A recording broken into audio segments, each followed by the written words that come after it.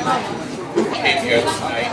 Turn the microphone on. Most of my friends were out of town, so I invited you to fill in here.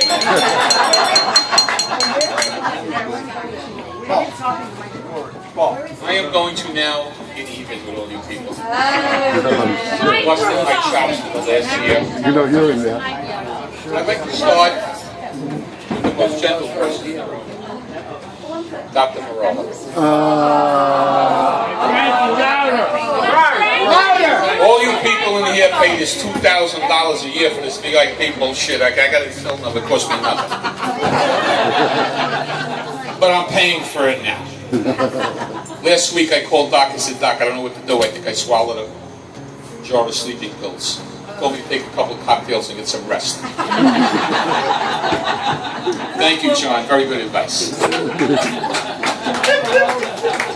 Spig, I hate to admit this, never call up as the smartest man in the room, but he is. We got 82 replacement parts so far this year. Our next caller says we have to start charging $20 a part. He says, charge me freaking $100. I don't give a shit. Very smart man. Chuck Feldman, thank you for canceling your therapy treatment tonight for coming over here. I appreciate it. I don't want to tell you how ugly Chuck was a kid. His mother got morning sickness after he was born.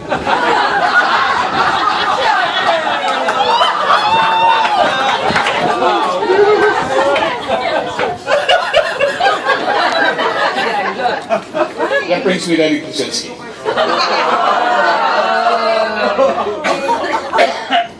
When Eddie was a kid, he got a kite as a gift. He said, Dad, how do I get this in the air? His father said, jump off a cliff.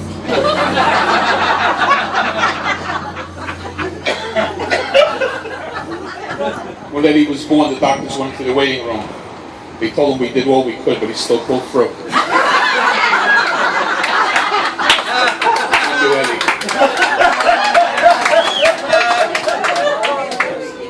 Jackie Shiloh.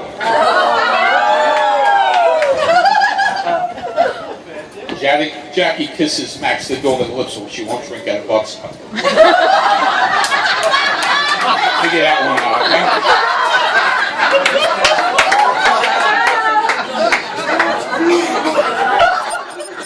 Dr. Biscuit, how are you this night? Where's your wife? I know you worry about him because he takes a lot of business trips. He's a home a lot. I just want to let you know. One time a hooker told him she had a headache. You have nothing to worry about.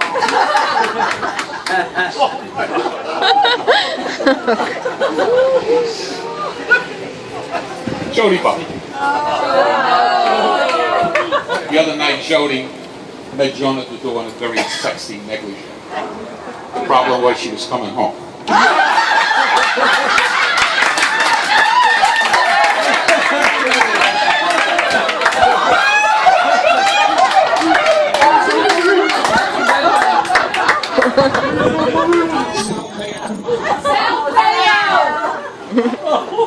Does somebody want to come up and sign for me over here? The first time Sal had sex with Catherine, he said, Catherine, you gonna hate yourself in the morning? She said, no, I hate myself now.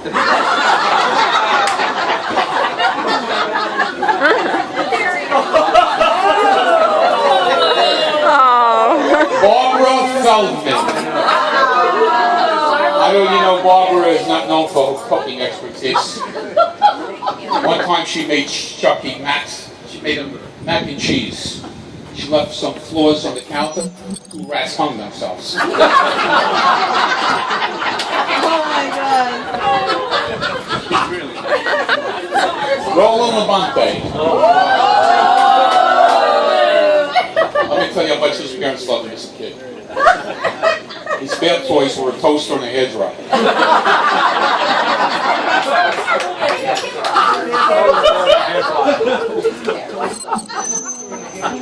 Roland was in the mall one day. He was lost. He went to a cop. He says, can you help me find my parents? The cop said, I don't know. There's so many places for them to hide.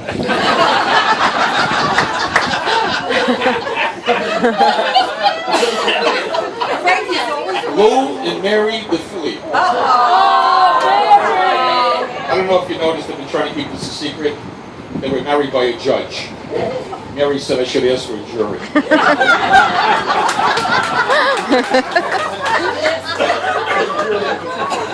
Harvey Gold, how are you, Harvey? Harvey came home one night, he saw a man running outside his house naked. He says, what are you doing? He said, I don't know, you came home early. Oh my God. Now we got some serious money to talk about in this room. Uh-oh. Paul Chaparral, where are you? Oh boy. And we're talking about serious money. Paul this week went to Bremen. He said, how much? The guy said, for the Porsche? He said, no, for the dealership. That's serious money.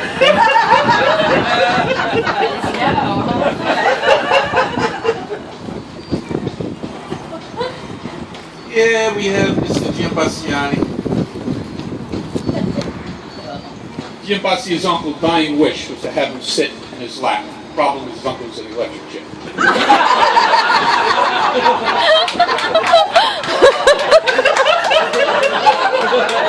How's it feel to breathe fresh air and having a freaking submarine in your life, okay? I got a call last week. Jody. Frank, I don't know the answer to this. My dad's come down. I think he's doing anything. If you want to know why my grandfather and grandmother aren't here tonight, Joey said. I had to break it to an 85-year-old woman. She wasn't allowed to come. Well, have a nice time. Jody's dad, Joe. Been spending the winter in Syracuse.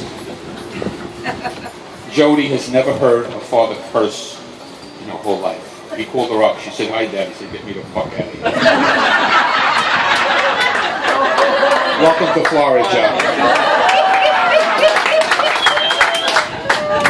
Dan D'Angelo. Oh, God. Do me a favor. Take the freaking bottle of wine out of your wife's pocket. You're embarrassing me. Okay?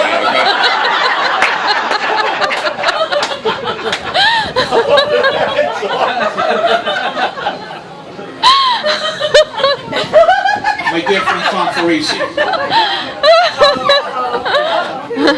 Tommy grew up in a very tough neighborhood.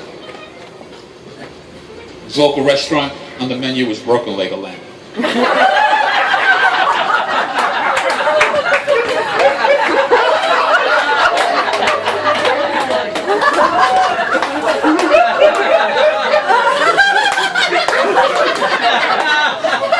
Oh my God. Frank Tedosio. In case any of you wonder if giving him some money to manage, let me give you a little story. Frank said, you know, we need a pizza oven in the backyard.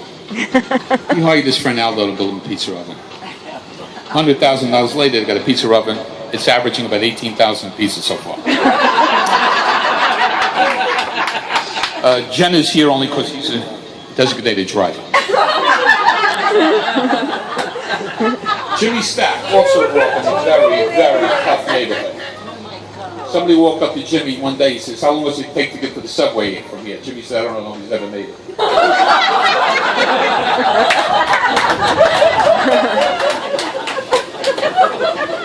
Oh, that's hysterical. Rick Stein, where the fuck do I begin with you? Uber tried to hire him. They figured if he took somebody from the airport to West Palm, he wound up in North Carolina. Rich just spent $350,000 on a rolls. You know, for $25 they would activate the GPS for you.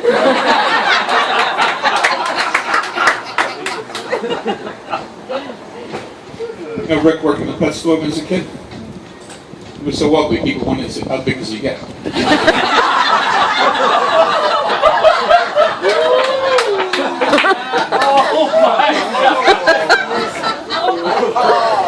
It's okay.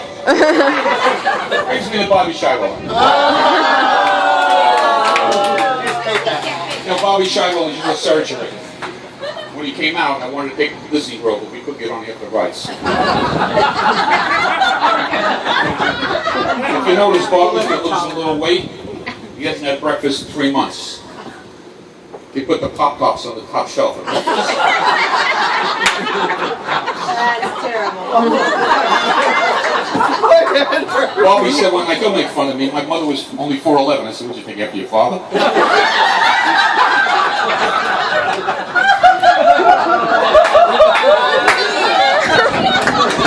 You know, growing up in Syracuse, they had aspirations of playing for basketball for Syracuse.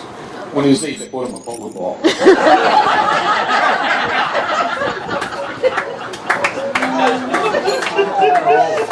Marilyn Labonte. Marilyn likes to talk after sex. Last night she called Roland from a payphone.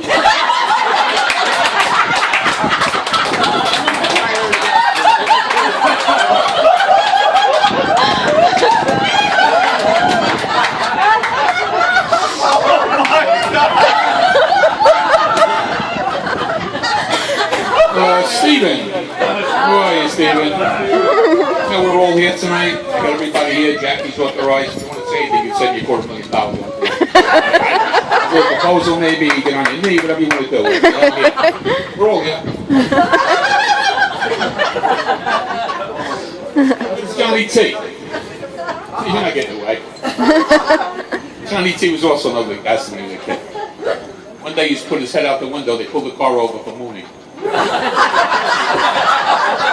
Thanks, Johnny. You're doing a great job. Oh my God. That brings me to Cousin Mary. The love of my life.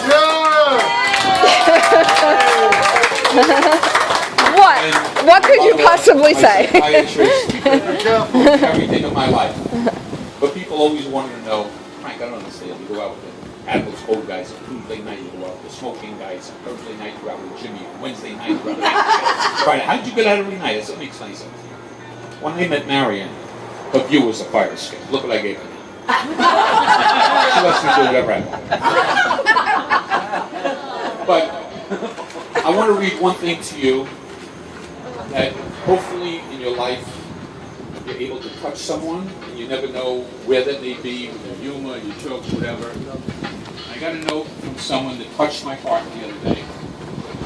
It's a person from Edwards Cove who lost a husband roughly 3 years ago, named Louis Sacco.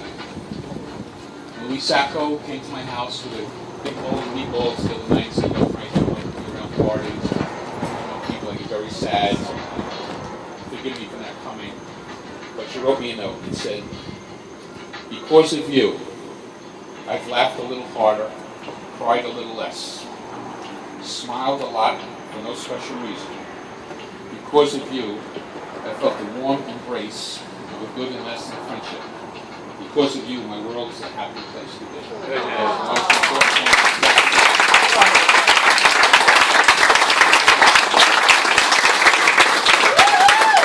Thank you so much. We have a little coffee now. I can't because I'm still paying some of the bills. Thank you very much. Thank you.